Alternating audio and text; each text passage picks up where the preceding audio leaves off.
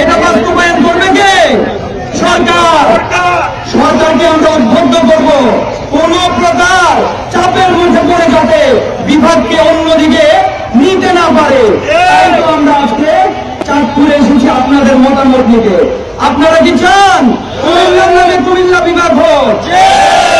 আপনারা কি রাজি আছেন? আমি আপনাদের কাছে কৃতজ্ঞ।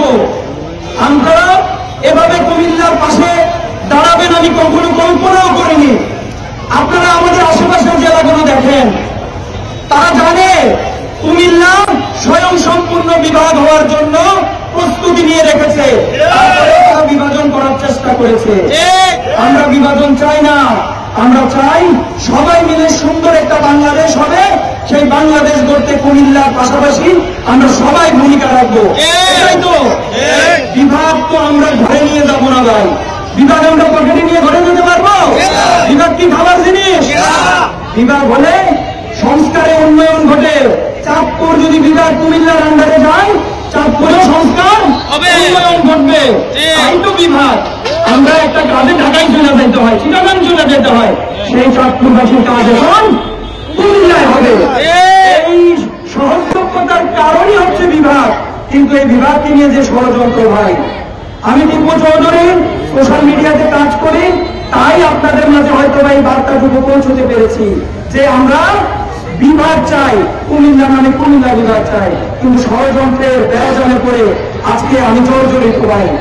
সবাই বলে আমি নাকি ভিউ ব্যবসায়ী, ভিউর জন্য নাকি আমি কুমিল্লার আন্দোলন করতে আসছি।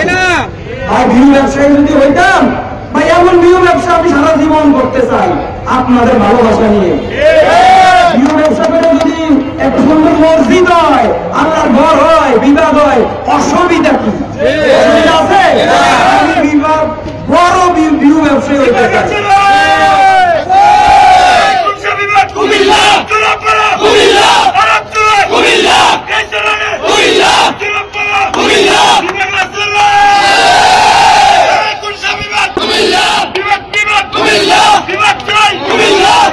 আমাদের টাইম হয়ে গেছে, আমরা শেষ করব।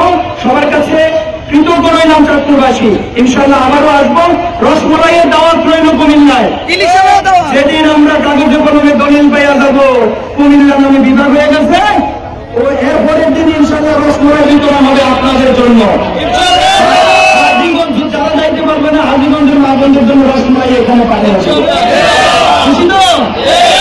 তাইলে ইলিশ মাছ খাইয়া তাইলে সবাইকে অনেক অনেক ধন্যবাদ। আসসালামু আলাইকুম।